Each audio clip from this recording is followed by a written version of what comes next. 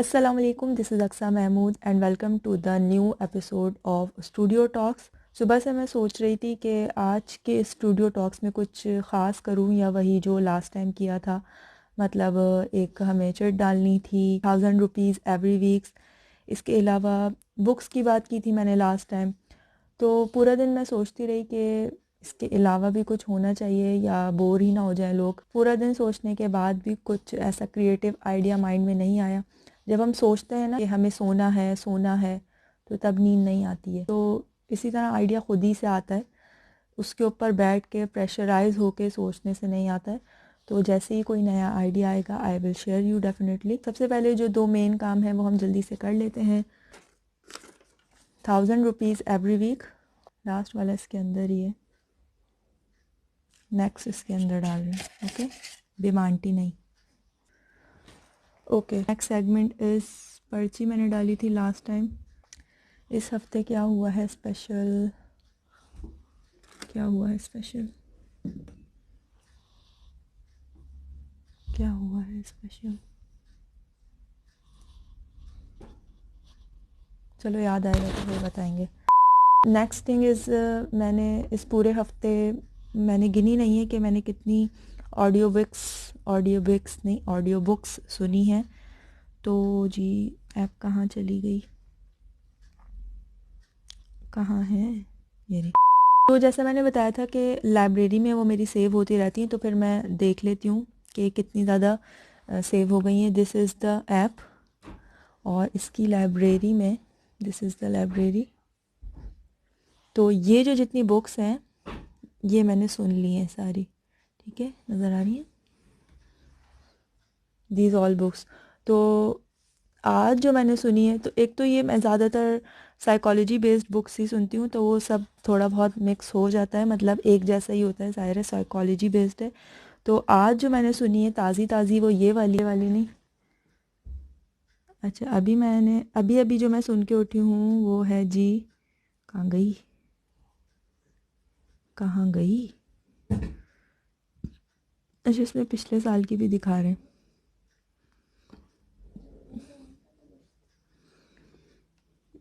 कौन सी है जी, 7 habits of highly effective people है, 7 habits of highly effective people, ये वाली, ठीक है। ये अभी अभी मैंने सुनी है इस वीडियो को स्टार्ट करने से पहले। बहुत ही ज़्यादा ये वर्ल्ड फेमस बुक है, काफ़ी सारे लोगों ने पढ़ी भी होगी, सुनी भी होगी। मेरे पास इसकी हार्ड कॉपी नहीं है और मैंने इसको पूरा नहीं पढ़ा, मैंने सिर्फ इसकी समरी सुनी है। इसमें जो है ये बताया है कि जो इफ़ेक्टिव पीपल होते हैं ना, हाईली इफ़ेक्टिव पीपल, या ऐसा कह लें कि जो सक्सेसफुल पीपल हैं दुनिया के, उनकी जो हैबिट्स हैं तो वो बताई गई हैं कि उनकी क्या क्या आदत होती हैं जिसकी वजह से वो सक्सेसफुल बनते हैं, बहुत ही ज़्यादा इफ़ेक्टिव होते हैं। उसमें से फ़र्स्ट हैबिट जो है ना, जो कि मुझे बहुत ही ज़्यादा पर्सनली पसंद आई, वो है प्रोएक्टिव होना, बी प्रोएक्टिव। तो इसमें क्या होता है कि ना, प्रोएक्टिव का जो उलट आप कह सकते हैं ना, वो होता है रिएक्टिव। और आई थिंक 96% जो पॉपुलेशन है, जो लोग हैं इस दुनिया में, वो रिएक्टिव होते हैं। और इवन की जो नेशंस होती हैं ना, वो भी प्रोएक्टिव या रिएक्टिव हो सकती हैं। फॉर एग्ज़ाम्पल, जब यहाँ पे पाकिस्तान में डेंगू आया था, आई डोंट नो किस साल आया था, कब आया था, I don't know exact date. तो डेंगू आने के बाद हमें नहीं पता था कि डेंगू क्या होता है। उसके आने के बाद जब लोग अफेक्ट हुए, बीमार हुए, केसेस आए, डेथ केसेस आए, मतलब जब हद से ज़्यादा मतलब सर पे पड़ी, उसके बाद सोचा गया कि अब इसकी वैक्सीनेशन का क्या करना है या ये किस तरह से क्योर होगा। फिर लोगों में अवेयरनेस दी गई, मतलब आने के बाद जब सर पे पड़ी उसके बाद लिया गया। So this habit is a type of reactive approach, मतलब कुछ सोचा नहीं, कोई प्लानिंग नहीं है, मतलब जैसे लोग बोलते हैं कि कल की कल देखी जाएगी। तो people are the kind of reactive approach. कोई भी स्ट्रेटजी बनाए, कोई भी प्लान बनाए, तो उसका जो वर्स्ट पार्ट है वो भी माइंड में रखना होता है, और जो उसका बेस्ट पार्ट होता है उसको भी ध्यान में रखते हुए कोई भी प्लान बनाया जाए। ऐसा बहुत कम नेशंस करती हैं। हमारी जो अप्रोच है वो ज़्यादातर क्या है, रिएक्टिव अप्रोच है। जब कुछ होता है, ऐसा वर्स्ट सिचुएशन होती है, उस वक्त हम सर पकड़ के बैठ जाते हैं कि अब हम क्या करें। एक छोटी सी एग्जांपल मैं जो हम ख़वातीन आपस में रिलेट कर सकती हैं कि जैसे कि बोलती हैं ख़वातीन के हम कोई एक्स्ट्रा काम नहीं कर सकते, मतलब हम कुछ अर्न करना चाहती हैं, घर बैठ के कुछ काम करना चाहती हैं, बट हमारे छोटे छोटे बच्चे हैं, हम कैसे करें। तो जो रिएक्टिव अप्रोच होती है वो ये होती है कि एक्सक्यूज़ेस देने लगते हैं हम लोग कि हम तो कुछ काम ही नहीं कर सकते, या हमारे छोटे बच्चे हैं, हम कुछ भी काम नहीं कर सकते, हम उन्हीं में लगे रहते हैं, या हमारा एजुकेशन सिस्टम इतना अच्छा नहीं था, या हमें जॉब नहीं मिल रही है, या सड़कें टूटी हुई हैं, गवर्नमेंट है कुछ पूछ नहीं रही है, कुछ देख नहीं रही है। एक्टिव पीपल होते हैं वो इस तरह की बातें करते हैं, इस तरह से सोचते हैं। इसके अपोजिट जो प्रोएक्टिव लोग होते हैं ना, वो सर्दियाँ आने से पहले ही ख़वातीन जो हैं वो अपनी सर्दी की तैयारी कर लेती हैं कि भाई सर्दी में हमारे पास इस बार स्वेटर नहीं है, ज़रूरत है हमें स्वेटर की या सॉक्स की, या हमें गर्म कपड़ों की एक्स्ट्रा ज़रूरत है इस बार, तो मतलब वो पहले से ही तैयारी कर लेते हैं। और नेशन वाइज अगर मैं एग्जांपल दूं तो मैंने डेंगू वायरस की जैसे मिसाल दी, तो यूरोप में इंफॉर्मेशन के थ्रू ही पता चला है मुझे कि यूरोप में डेंगू वायरस जो है वो आई थिंक 2025 में आएगा एक अंदाजे के मुताबिक। तो वहाँ पर जो है वैक्सीनेशन, आधी वैक्सीनेशन कंप्लीट हो चुकी है, मतलब आधी वैक्सीनेशन वहाँ बना चुके हैं। This is the kind of proactive approach कि कोई भी वर्स्ट सिचुएशन आने से पहले या कोई भी सिचुएशन आने से पहले ही उसकी तैयारी कर लेना, इवन के कल की प्लानिंग जो है वो आज रात को ही सोने से पहले कर लेना।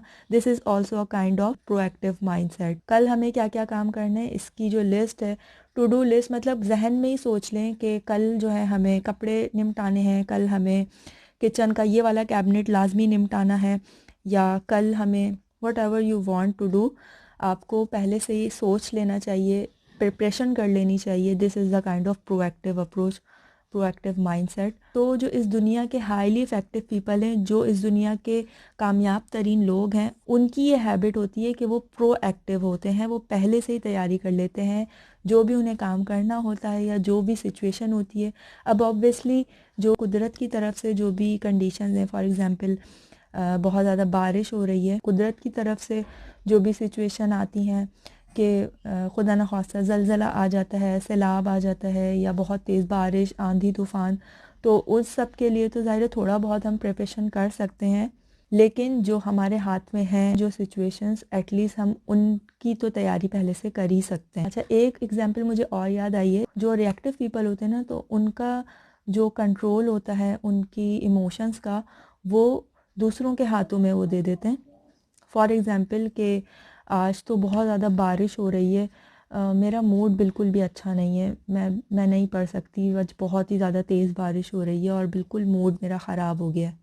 जबकि जो प्रोएक्टिव सोच वाले लोग होते हैं वो ये बोलते हैं कि चाहे बारिश हो, चाहे आंधी हो, चाहे तूफ़ान हो, मुझे पढ़ना है क्योंकि कल मेरा एग्ज़ाम है। तो ये होते हैं जी प्रोएक्टिव अप्रोच वाले लोग। तो ये वाली जो आदत है ये मुझे पर्सनली बड़ी अट्रैक्टिव लगी और मैंने इस पर डीप रिसर्च की। जो सेकंड हैबिट है ना, वो है जी, नेक्स्ट वीडियो में बताऊंगी, वरना वीडियो फिर बहुत लंबी हो जाएगी और आप लोग बोर हो जाएंगे। अच्छा जी, नेक्स्ट थिंग जो है स्टूडियो टॉक में, वो मुझे बनानी है नमाज की अपनी डायरी, जो कि मैं हर साल सोचती हूँ और बना नहीं पाती हूँ। तो मैं हर साल ऐसी रफली डायरी में लिख लेती हूँ, अलग अलग डायरीज़ में एक एक दो दो पेज, फिर वो बच्चे फाड़ देते हैं, जैसे कि ये अभी मैंने बनाया था और ये बच्चों ने फाड़ दिया, फिर मैंने दोबारा रफली बना लिया। तो ये मुझे एक फेयर डायरी बनानी है। यहाँ पे मैंने ना नमाज की मैं पूरी अपनी जो भी रूटीन होती है तो वो मैं लिख लेती हूँ। तो इंशाल्लाह जब हम नमाज की बुक बनाएंगे तो फिर अल्लाह ताला हमें पाँचों टाइम की नमाज का पाबंद बनाए। बट ऑब्वियसली नमाज़ें अगर रह जाती हैं या कज़ा हो जाती हैं तो वो मैं लाजमी टिक कर लेती हूँ कि ये नमाज़ मैंने पढ़ ली है, तो मैं टिक लगा देती हूँ। अदरवाइज़ फिर वो खाली जगह छोड़ देती हूँ। अल्लाह ताला हमें माफ़ करे। बट मैं वो लिख लेती हूँ और जैसे ही मुझे मौका मिलता है मैं जो नमाज़ पढ़ी होती हूँ उसके साथ फिर कज़ा नमाज अदा कर लेती हूँ और फिर वो टिक लाजमी लगाती हूँ। तो इसलिए मैं ये नमाज डायरी लाजमी बनाती हूँ कि मैं भूल ना जाऊँ कि कौन सी नमाज़ रह गई है। तो ये एक आई थिंक ये मैं बचपन से करती आ रही हूँ, लेकिन आज तक मैंने प्रॉपर डायरी नहीं बनाई है। जगह जगह मैं लिख लेती हूँ, पेपर में भी लिख लेती हूँ। अच्छा, अब लास्ट सेगमेंट रह गया है पर्ची सेगमेंट, और अभी तक मुझे याद नहीं आ रहा है कि इस हफ्ते क्या स्पेशल हुआ है।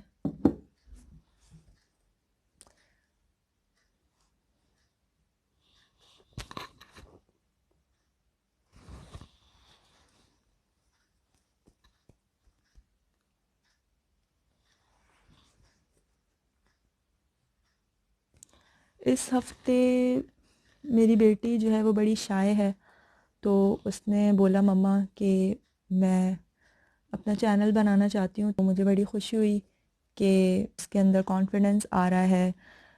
आई थिंक कम्युनिकेशन स्किल तो सब में होनी चाहिए, और मुझे इस वजह से बहुत खुशी हुई कि वो इम्प्रूव करना चाहती है अपनी कम्युनिकेशन स्किल।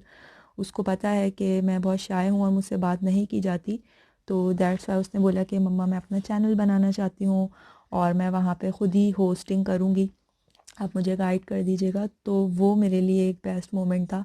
तो मैंने उसका चैनल बनाया और वीडियोस भी माशाल्लाह फ्रिक्वेंटली अपलोड करवा रही है। मम्मा मैं रेडी हूँ, आप शूट कर लें, फ़िल्म कर लें। तो आप चेक कर सकते हैं उसका चैनल भी। वही होस्ट है अपने चैनल की, और वही जो है वो आइडियाज़ मुझे बताती है और मैं फ़िल्म करती हूँ और एडिट करके अपलोड करती हूँ। तो चेक कर लीजिएगा, इंशरा हफ्सा के नाम से चैनल है, लिंक मैं डिस्क्रिप्शन में ऐड कर दूँगी। सो स्टूडियो टॉक्स में अब तक के लिए इतना ही, नेक्स्ट वीक मिलेंगे इंशाल्लाह। और इस वीडियो में से आपने कुछ भी सीखा हो, कुछ भी आपको अच्छा लगा हो, तो मुझे कमेंट सेक्शन में ज़रूर बताइएगा, मैं कमेंट्स पढ़ती हूँ। ठीक है जी, अल्लाह हाफिज़। लिखा तो नहीं मैंने।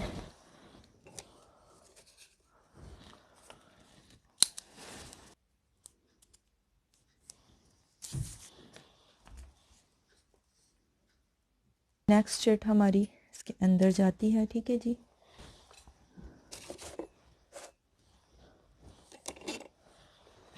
ओके।